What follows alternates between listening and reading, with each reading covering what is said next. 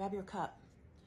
Did you know that the way that your relationships, particularly your romantic partnerships in your adult life, the way that they play out, the patterns and the dynamics that you see in those relationships have everything to do with the relationships that you had in your earliest life in your childhood family home?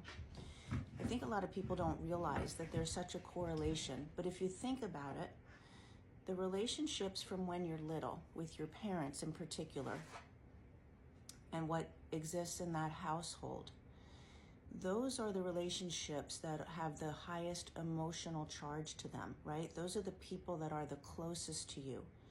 Those are the people that you count on for support, for acknowledgement, to feel loved. So however that showed up during those years is what feels normal to you and the way that you're used to being in how you relate to other people.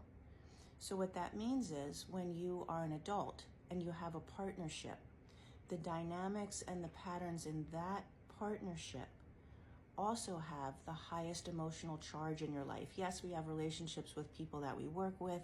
We have relationships with our friends, our neighbors, things like that. But it's, again, the highest emotional charge.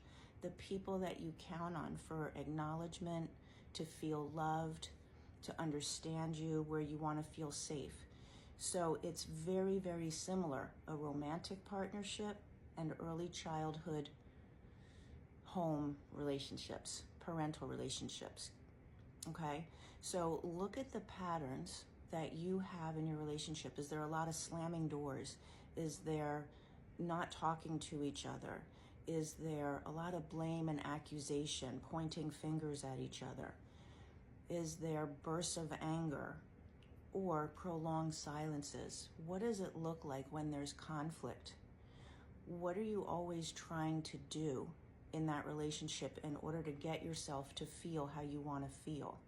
Are you always trying to do better, make sure they notice your efforts? Are you always taking care of everything? And then ask yourself, how is that similar to when I was young? Was I also always trying to do everything to get acknowledgement? Was I also trying to be the one who got the most accomplishments so that then maybe I would be noticed? There's definitely a pattern. I was in a conversation last night with a client, and we were talking about exactly this. Very, very different people, her father and her husband. However, the way she needed to be and how she felt in her marriage very much resembled her childhood, and that wasn't good. It wasn't good.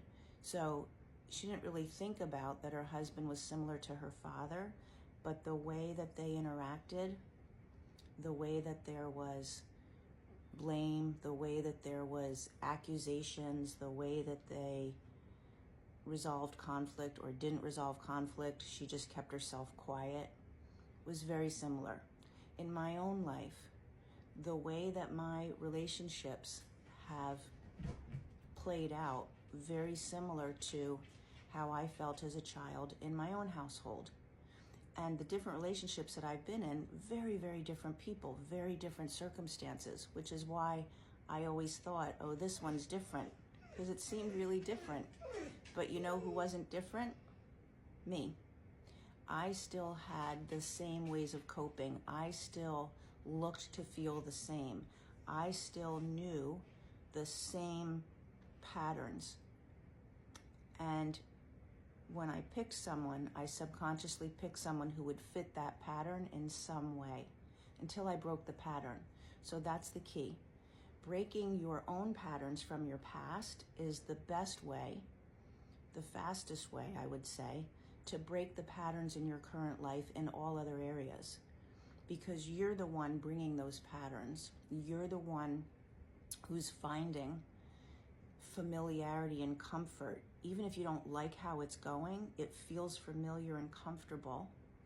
And you find that, and then you create it more. You keep doing it. So breaking your early patterns is what we do. There's a few different ways that I work with people. We have a couple of different programs. Return to You is the biggest, most intensive, comprehensive coaching program that I have. We also have Set Yourself Free, which is a step down version of that. And we also have other opportunities. But if you've been stuck in certain patterns and toxic cycles in relationships, you might also see it in other places in your life. Definitely put chat in the comments so that we can make sure that we connect with myself or someone on my team and talk about how that looks for you and what you'd like to create newly going forward. Okay? Have a good day.